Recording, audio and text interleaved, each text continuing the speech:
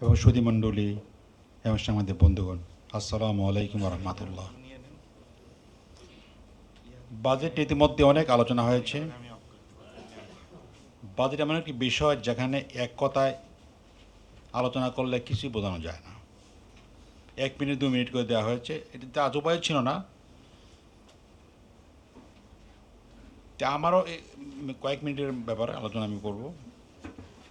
আলোচনা আমি নীতিগতভাবে করব, মানে বুঝতে যাচ্ছি। আমি প্রথম কথা হচ্ছে বাজেট হতে হবে জনবান্ধব, এটা মনে রাখা দরকার। ব্যবসা বান্ধব নয়, কোনো বান্ধব না, জনবান্ধব। জনগণের স্বার্থে বাজেট হতে হবে, জনগণের কল্যাণে বাজেট হতে হবে। জনগণের সাধারণ জনগণ কিন্তু মনে রাখতে হবে, শিল্পপতি না বা ওসব। ওরা সুবিধা ভোগ করবে, কিন্তু মূল সুবিধা পেতে হবে দেশের নাগরিকদেরকে। এটা প্রথম কথা। দ্বিতীয় কথা হচ্ছে, অনেকেই বলেছেন বাংলাদেশের প্রধানতম সমস্যা হচ্ছে করাপশন। এই করাপশনের ব্যাখ্যা দিয়ে কোনো লাভ নেই। করাপশন বন্ধ না করতে পারলে যত বাজেটই করেন না কেন, যত পুলিশ তৈরি করার কাজ হবে না। কঠোর হস্তে করাপশন বন্ধ করতে হবে, যত ফর্মের করাপশন আছে। এটা অফিস আদালতে করাপশন বলেন, টাকার পাচারের করাপশন বলেন, কাজ ফাঁকি দেওয়ার করাপশন বলেন, ভেজালের করাপশন বলেন, অর্থাৎ সমস্ত প্রকার করাপশনকে কঠোর হস্তে দমন করতে হবে। এছাড়া কোনো বিকল্প নাই। এ ব্যাপারে শিথিলতা দেখানোর সুযোগই কিন্তু নাই। কিন্তু দুর্ভাগ্য হচ্ছে আমাদের অর্থনীতি মন্ত্রী বলছে যে কিছু করাপশন লাগবে, মেনে কাজ হবে না। এগুলো কনসেপচুয়ালি আমাদের অনেকেই মেনে নিচ্ছেন যে পয়সা লাগবে। এই করাপশন হলে পরে সবচেয়ে ভোগান্তি হয় সাধারণ জনগণের। কাজ সেবা পায় না। এই যে সেবার কথা বলতে, সেবা পাচ্ছে, আমি পয়সা দেবো কেন? সেবা পেতে হলে অবশ্যই করাপশন বন্ধ করতে হবে। করাপশন সেবা না পায় হচ্ছে করাপশন।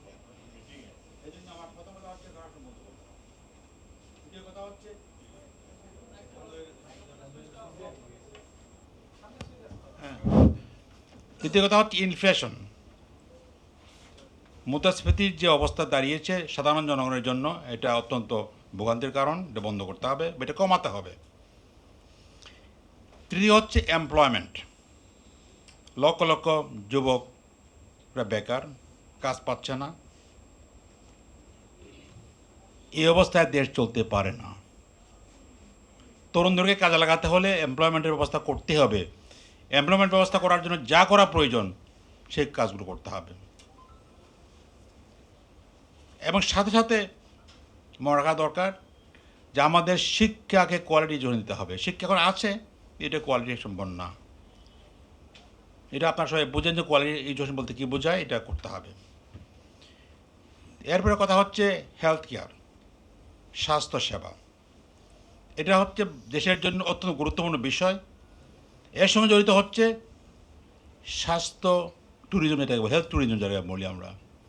আজকে আমার দেশের অর্থ চলে যাচ্ছে ভারতে, বিভিন্ন থাইল্যান্ডের সঙ্গে চলে যাচ্ছে। একমাত্র এই সেক্টরকে যদি ডেভেলপ করতে পারি আমরা, তাহলে কিন্তু মুদ্রা তো আবার বাঁচবেই, এমনকি আমরা বাইরের লোকদের আসতে পারবো। দুর্ভাগ্য হচ্ছে আমরা এর ব্যবস্থা করতে পারছি না। একজন ভাই বলেছেন যে হেলথে এত টাকা দিয়ে কী হবে। হেলথের টাকা আবার বিল্ডিং বানানোর কথা বলছি আমি। হেলথের কোয়ালিটি ইম্প্রুভ করতে হবে। আমাদের বিল্ডিংয়ের অভাব হচ্ছে। বিল্ডিং আছে, সব মেডিকেল কলেজগুলোতে বিল্ডিং আছে, হসপিটালের অনেক ব্যবস্থা আছে, কিন্তু হেলথের সার্ভিস নাই, না প্রাইভেটে না। এই ব্যাপারে খুব থরলি চিন্তা ভাবনা করে ফাইনাল করতে হবে যে হেলথকে স্বাবলম্বী করার জন্য বিদেশ থেকে আলুগুলোকে আনার ব্যবস্থা করার জন্য আমাদের পদক্ষেপ নিতে হবে। এরপর হচ্ছে এক্সপোর্ট ডাইভার্সিফিকেশন। আমাদের এক্সপোর্টের মূলটা আমরা আর যেটা বলছি আমরা, এটা যথেষ্ট মোটি নেয়, সবাই বলছেন আপনারা। এই জন্যই হেলথ আমাদের এক্সপোর্টকে ডাইভার্সিফাই করার জন্য পদক্ষেপ নিতে হবে, বিশেষ করে ফার্মাসিউটিক্যালস শুরু করে যে সমস্ত বিষয়গুলো দেশের উন্নয়নের জন্য অত্যন্ত প্রয়োজন, এগুলোর ব্যবস্থা করতে হবে। এরপর হচ্ছে আপনারা বলছেন সোশ্যাল সেফটি নেটের কথা বলছেন, আমরা বলি। এর সঙ্গে জাকাতের কথা একজন বলছেন, এটা খুবই গুরুত্বপূর্ণ কথা। জাকাতকে সঙ্গে ইন্টিগ্রেট করে আমাদের সোশ্যাল সেফটি নেটকে ইমপ্রুভ করতে হবে, এবং এটা করাপশন ফ্রি করতে হবে। এখন যা আছে এটা প্রায় করাপ্টেড। এরপর হচ্ছে এগ্রিকালচার আমাদের মূল ব্যাকবোন, মনে রাখতে হবে। এখন পর্যন্ত এই জন্য এগ্রিকালচারে আমাদের নজর দিতে হবে, বিশেষ করে সাবসিডি দেওয়ার প্রয়োজন, ফার্টিলাইজার থেকে শুরু করে কীটনাশক শুরু করে, এবং যে সমস্ত আধুনিক যন্ত্রপাতি এগুলোকে সাবসিডি রেটে সাপ্লাই দিতে হবে, যাতে যে কৃষকরা উপকার পেতে পারে। তৎসঙ্গে বন্যা, ঘূর্ণিঝড়, এই যে বিপর্যয় ঘটছে, এগুলো প্রতিরোধ করার জন্য ব্যবস্থা নিতে হবে, এবং ঘটে গেলে ঘটনার সাথে সাথে তাদেরকে রিলিফ দেওয়ার মাধ্যমে ব্যবস্থা নিতে হবে, যাতে করে তারা কাটিয়ে উঠতে পারে।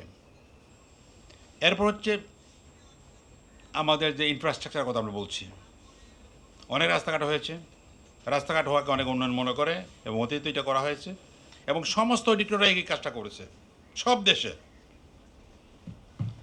দেশের মানুষকে গুম খুন করেছে আর বড় বিল্ডিং মানে রাস্তা বানিয়েছে, এটা সবাই করেছে। এর শহর থেকে শুরু করে এমন কেউ হিটটা সবাই করে কাজটা করেছে। এটা যথেষ্ট না, মনে রাখতে হবে আমাদেরকে, আমাদের দেশে রাস্তা আছে কিন্তু মেনটেন্যান্স নাই। এই জন্য আমি মনে করি এই বাজেটে বড় কোনো প্রজেক্টের দরকারই নেই, মেনটেন করার জন্য ব্যবস্থা করতে হবে, এটা গুরুত্বপূর্ণ বিষয়। রাস্তা বানান আপনি, এর দেখা গেল রাস্তা কাজ করছে না, লাভ তো কিছু হলো না। এই জন্য মেনটেন্যান্সটার উপর জোর দিতে হবে। আর আমার শেষ কথা হচ্ছে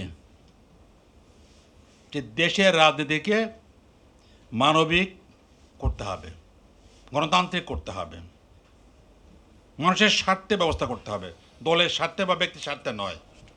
এই জন্য রাজনীতি গড়ে তুলতে হবে, এবং এই লক্ষ্যে আমরা, আপনারা জানেন সবাই, গণভোট হয়েছিল।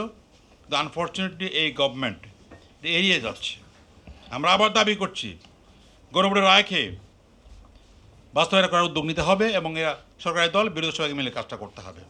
এক্ষেত্রে যদি ফাঁকিবাজি করা হয়, এড়ানোর চেষ্টা করা হয়, আখেরে কিন্তু কিছুই ভালো হবে না। আপনাদের সবাই ধন্যবাদ।